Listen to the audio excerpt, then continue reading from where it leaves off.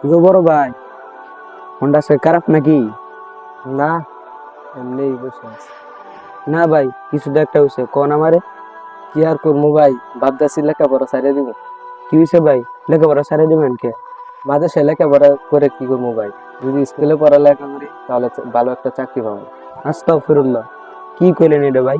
কি আর করবো ভাই, যা সত্যি তাই তো বললাম। না ভাই, এটা তো সত্য না, এটা তো সম্পূর্ণ মিথ্যা। স্কুলে পড়ালেখা করে আপনি সরকারি চাকরি পাইবেন, কিন্তু মরার পরে যে আরেকটা দুনিয়া আছে, এদিকে একবার চিন্তা করছিলেন? স্কুল কলেজে পড়া দুনিয়া অর্জন করতে পারবেন, কিন্তু আখিরাত অর্জন করতে পারবেন না। তাহলে কি করবো ভাই আমার বলো? ভাই, আপনি যদি মাদ্রাসায় পড়ালেখা করেন তাহলে দুনিয়া এবং আখিরাতেই অর্জন করতে পারবেন।